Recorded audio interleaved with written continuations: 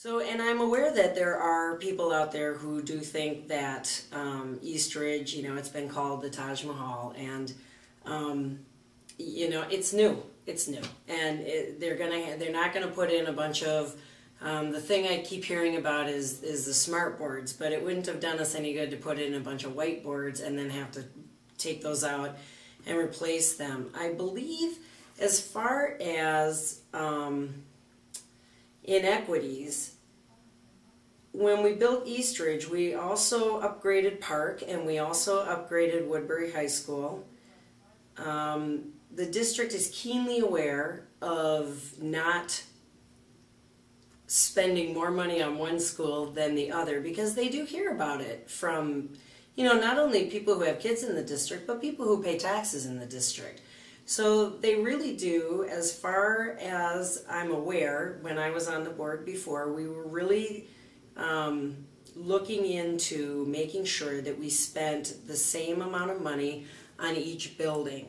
And, I think what's going to happen is there will be perceived inequities through the entire district, and not just among high schools like I've been talking about, but also the middle schools. If you look at Oltman and you look at Cottage Grove or Lake, those are new buildings, and so they're, some people kind of think, oh well, Cottage Grove and Lake, they have more and better than Oltman. Well, Oltman still has a bathroom that's outfitted for elementary kids, and they call it the little bathroom.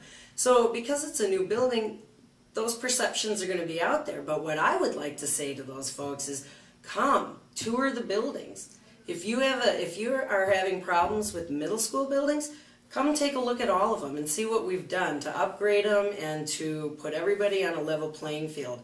Is everybody on exactly the same playing field? No, because some buildings were built ages ago and some were brand new. And the same with the elementary school.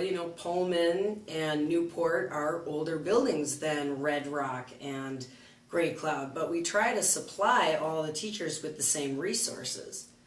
And so the solving that I would do would be just invite all the people to come in and take a tour of the building. And I'm sure all the building principals would be more than happy to show anybody around who wants to look at the buildings.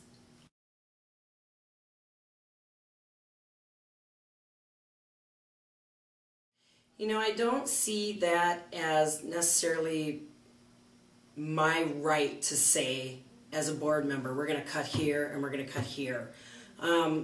Being a resident and a parent, I have my own ideas, but the first thing that I would like to do is, if it's been disbanded, pull the financial task force back together, and that involves staff and parents and community members and administration, and they get together and they put together a list and they ask teachers for priorities on what they would cut. And I would look at curriculum, I would look at how we maintain our buildings. I would look at a lot of different things. But as far as I go, I would ask the residents and the people who work in the district where to go for that information first before I would say this is what I want to do. All right. Well, thank you very much. Thank you.